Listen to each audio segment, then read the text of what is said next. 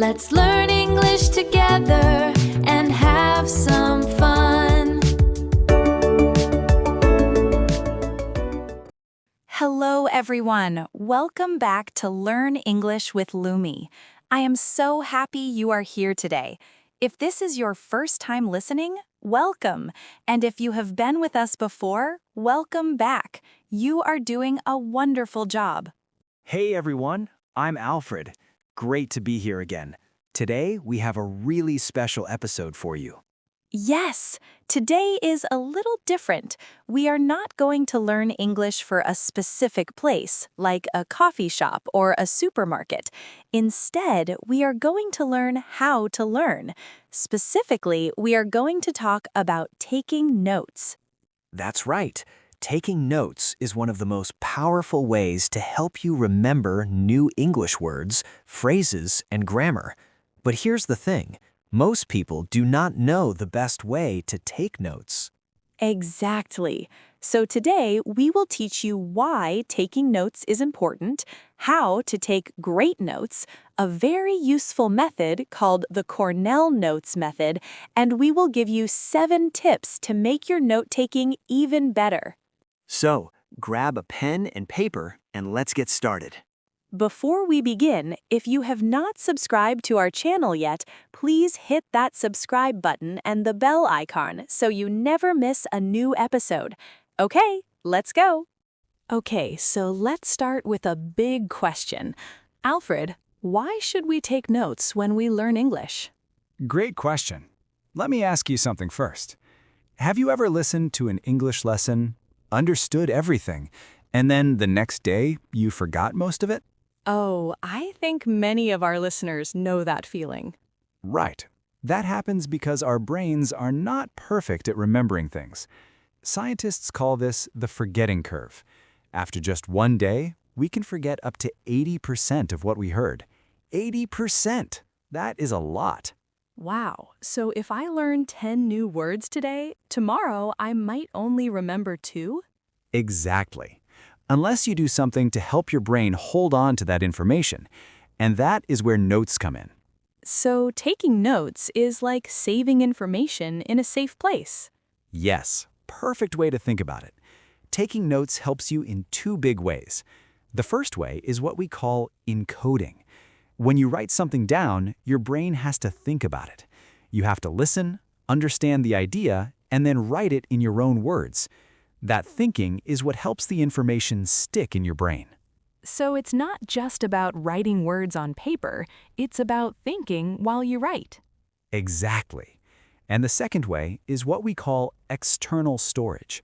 That just means your notes are a record, a physical copy of what you learned. You can go back and look at them again tomorrow, next week, or even next month. So it's like having a backup for your brain. I love that. Yes, your notes are a backup for your brain. Now, here is something very important. Studies have shown that students who take notes remember much more than students who do not. In fact, one study found that people were 7 times more likely to remember information 1 week later if they took notes. 7 times? That's a huge difference. It really is. And for English learners, notes are extra important. When you learn a new word or a new phrase, if you write it down with an example and maybe a translation, you create many different ways for your brain to remember it. That makes a lot of sense. So the message is clear. If you want to remember more English, take notes. And not just any notes, good notes. That's what we're going to teach you today. Before we learn the best way to take notes, let's talk about some common mistakes. Alfred, what do people usually do wrong?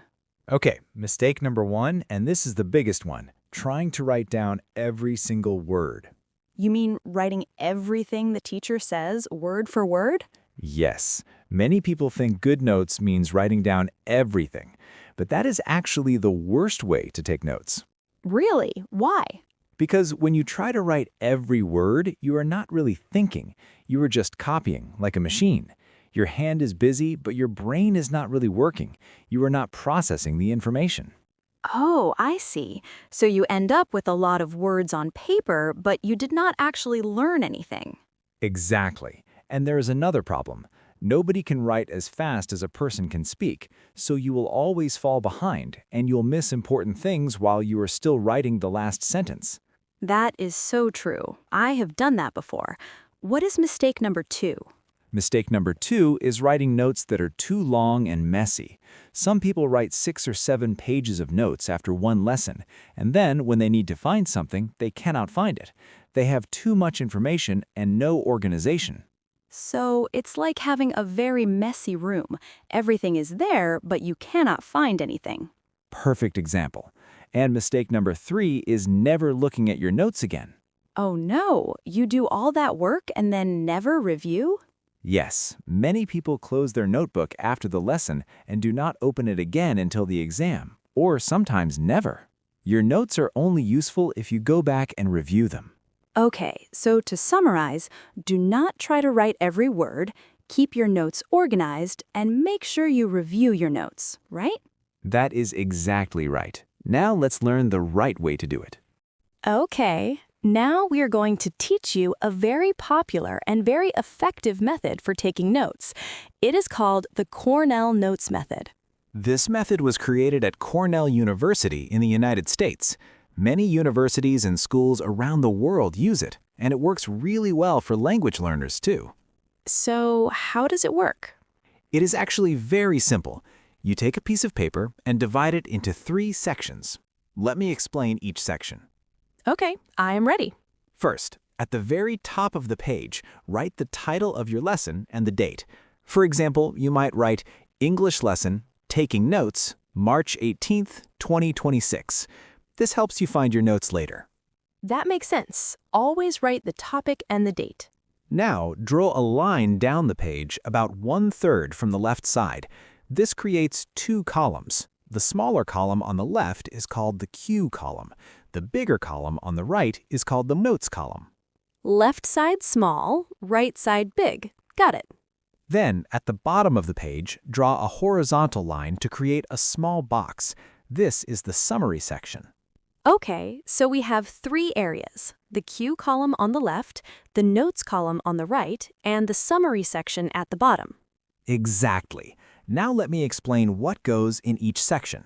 During your lesson, or while you are watching an English video or listening to a podcast like this one, you write your main notes in the big notes column on the right side. What kind of things should I write there? Write the important ideas, key vocabulary with definitions, example sentences, and any useful phrases. But remember, do not write every word. Use your own words. Summarize what you hear. Use my own words. That is the key. Now, the left column on the left side is very special. After the lesson, you go back and write key words, questions, or main ideas in this column. For example, if your notes on the right side talk about the present perfect tense, you might write in the left column, what is present perfect, or keywords, have, has, plus past participle. Oh, so the left column is like a quick guide to help you find things easily. Exactly, and it is also a great tool to test yourself. You can cover the right side with your hand and look at the left side. Ask yourself, can I explain this keyword? Can I answer this question? If you can, you know the information well. That is so clever. What about the summary section at the bottom? After the lesson, take 2 or 3 minutes and write a short summary at the bottom. Just 4 or 5 sentences about the most important things you learned today. For example, today I learned about the Cornell Notes Method. It has 3 sections: cues, notes, and summary. I should write in my own words and review my notes within 24 hours. I love that. So at the bottom, you write what you learned today in your own words. Yes, and this is really important. Writing that summary forces your brain to think about everything one more time. That extra thinking helps you remember. Okay, let me make sure I understand. Step 1, during the lesson, write your notes on the right side. Step 2, after the lesson, write keywords and questions on the left side. Step 3, write a short summary at the bottom. Perfect. And for English learners, here's a bonus tip. You can turn the notes column into 3 smaller columns for vocabulary. Column 1, the new word. Column 2, the definition and an example sentence. Column 3, a picture or a translation in your own language. That is amazing for vocabulary. So the Cornell method can be adapted for learning English words too. Yes, it is very flexible. That is why so many people love it. Now that we know the Cornell method, let's share some practical tips to make your note-taking even better. We have 7 tips for you today. Tip number 1. Write by hand, not on a computer. Really? Is handwriting better? Yes, many studies have shown that writing by hand helps you remember more. When you type on a computer, you can type very fast, almost as fast as someone speaks. So you end up copying words without really thinking about them. But when you write by hand, you are slower, so your brain has to choose the most important ideas. You have to summarize, and that extra thinking is what helps you learn. Plus, when you have a computer, it is very easy to get distracted by social media or websites. That is very true. So tip 1, use a pen and paper. What is tip number 2? Tip number 2, use your own words. Do not copy sentences exactly as you hear them. Instead, listen, understand the idea, and then write it in your own words. This is called paraphrasing, and it is one of the most powerful things you can do when taking notes. So if the teacher says, the present perfect tense is used to describe an action that started in the past and continues to the present, I should not copy that exactly. Right. Instead, you could write something like, present perfect, action started before, still happening now. Same idea, your own words, much shorter. I like that. Okay, tip number 3. Tip number 3, use abbreviations and symbols to write faster. For example, instead of writing the word language, write L-A-N-G. Instead of, for example, write E-G. Instead of important, you can draw a star. Instead of leads to, draw an arrow. Oh, that is smart. And if you are an English learner, you might hear the same words again and again, so having short forms for those words saves a lot of time. Exactly. Just make sure you remember what your abbreviations mean. You can write a small key at the front of your notebook. A glossary of your own abbreviations. Nice. What is tip 4? Tip number 4, use colors. Use different colored pens to organize your notes. For example, you could use blue for new vocabulary, green for grammar rules, and red for common mistakes you want to avoid. Colors help your brain see different types of information quickly. I love that. And color coding also makes reviewing your notes much easier. You can scan the page and find what you need fast. Okay, tip number 5. Tip number 5, leave space in your notes. Do not fill every line. Leave some blank lines between sections. This gives you room to add more information later, like extra examples or corrections. Oh, that is important. Sometimes after the lesson, I remember something extra, or I think of a better example. Exactly. And if you use the Cornell method, you already have that cue column on the left to come back and fill in later. But leaving extra space on the right side is helpful too. Great. What is tip number 6? Tip number 6, review your notes within 24 hours. This is so important. After your lesson, sit down for just 10 minutes, the same day or the next morning, and read through your notes. Fill in any missing details. Write your summary at the bottom. Ask yourself, do I understand everything I wrote? Why within 24 hours? Why not wait longer? Because after 24 hours, your brain starts to forget a lot of the details. But if you review within that time, the memories are still fresh, and you can strengthen them. If you wait a week, a lot of that information is gone. So review quickly while the information is still in your brain. Got it. And then review again a few days later, and again a week later. Each time you review, the information becomes stronger in your memory. That is called spaced repetition, right? Yes, exactly. Think of each review like watering a plant. You do it regularly, and the plant grows stronger. Beautiful. Okay, last tip, number 7. Tip number 7, write questions in your notes. If something confuses you, write a question mark next to it. If you think of a question during the lesson, write it down immediately. Do not think, oh, I will remember this question later. You will not. Write it down. And then you can ask your teacher, search online, or ask in the comments section here. Exactly. Questions are very valuable.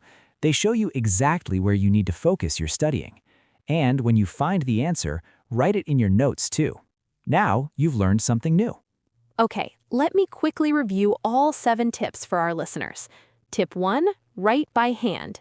Tip 2, use your own words. Tip 3, use abbreviations and symbols. Tip 4, use colors. Tip 5, leave space in your notes. Tip 6, review within 24 hours. Tip 7, write questions in your notes. 7 simple tips that will make a huge difference in how much English you remember. Okay, so now we have learned the Cornell method and 7 tips, but I think it would be really helpful to see how this all works together. Alfred, can you walk us through a real example? Sure. Let's imagine you are listening to this episode right now and you want to take notes. How would you do it using the Cornell method? Okay, so first I take a piece of paper. At the top, I write English lesson, taking notes, and today's date. Good. Then you draw a vertical line about 1/3 from the left and a horizontal line near the bottom. Right, so now I have my 3 sections, the Q column on the left, the notes column on the right, and the summary section at the bottom. Now, while you are listening, you write in the notes column on the right. For example, you might write, forgetting curve, forget 80% in one day. And below that, 2 ways notes help, encoding and external storage. And I should use my own words, not copy exactly what you said. So instead of writing external storage, maybe I write notes equals backup for my brain. Exactly. That is perfect. You understood the idea and you wrote it in a way that makes sense to you. That is paraphrasing. Okay, and I could also use abbreviations, like instead of writing vocabulary, I write vocab. Instead of for example, I write e.g. Yes, and you could use a blue pen for the vocabulary words like encoding and paraphrasing, and a green pen for the method steps. I love that. Okay, so after the lesson, I go back to the left column and write my cue words. So I might write why take notes, and next to it, Cornell method, 3 sections, and maybe 7 tips. Great. And then at the very bottom, you write your summary. Something like, today I learned that taking notes helps me remember English. I should use the Cornell method with 3 sections. The most important thing is to use my own words and review within 24 hours. That is only 3 sentences, but it covers the main ideas, and writing that summary really does make me think about everything again. That is the power of it. You're not just storing information, you're thinking about it, organizing it, and making it yours. And that's how you truly learn. And then tomorrow I come back to these notes, read through them for 10 minutes, maybe add an extra example or 2, and I'm done. You are done. And you will remember so much more than if you had just listened and done nothing. You know what, Alfred? I actually want to try this right now. I'm going to set up a Cornell Notes page and start using it for every episode of our podcast. That is a wonderful idea. And for everyone listening, why not try it too? Set up a Cornell Notes page right now and use it the next time you listen to one of our episodes. You'll be amazed at how much more you remember. And if you already use a different note-taking system, that's fine too. The most important thing is that you write in your own words, stay organized, and review regularly. Okay, everyone, let's review the key words and phrases from today's episode. Let's do it. Word number 1, note-taking. This means writing down important information to help you remember it. Example, good note-taking can help you learn English faster. Word number 2, the forgetting curve. This is the idea that we forget information over time, especially if we do not review it. Example, the forgetting curve shows that we can forget 80% of new information in just one day. Word number 3, encoding.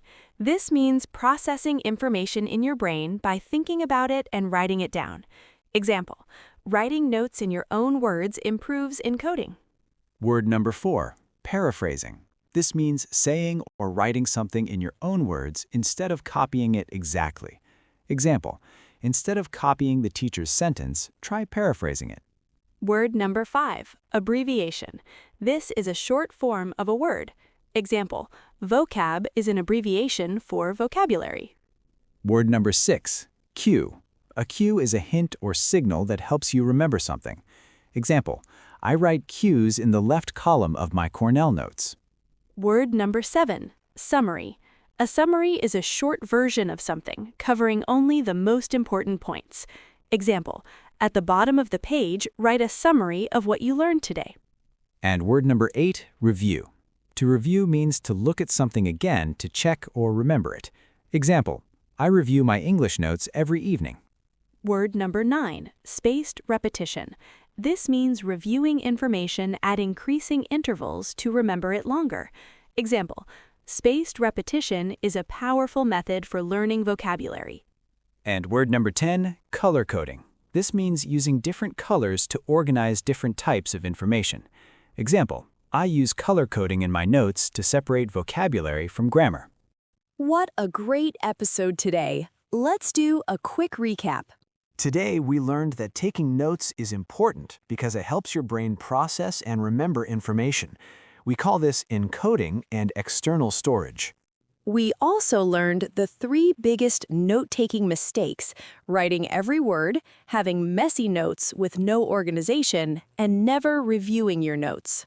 Then we learned the Cornell Notes Method, which divides your page into 3 sections: the cue column on the left for keywords and questions, the notes column on the right for main ideas, and the summary section at the bottom for a short review. And we shared 7 tips: write by hand, use your own words, use abbreviations, use colors, leave space, review within 24 hours, and write questions in your notes. And we walked through a real example of how to set up a Cornell Notes page for this very episode. Now we have a community question for you. Here is the question: how do you take notes when you study English? Do you use a notebook, a phone? Do you have a special system? Please tell us in the comments. We love reading your answers. Your comments help other learners too, so do not be shy. Thank you so much for listening today. Remember, the best way to learn English is step by step, little by little. And now you have a powerful new tool: great note-taking. If you enjoyed this episode, please hit the like button, share it with a friend who is learning English, and subscribe to our channel. We will see you in the next episode. Until then, keep learning, keep practicing, and keep smiling. Bye-bye. Bye everyone. See you next time.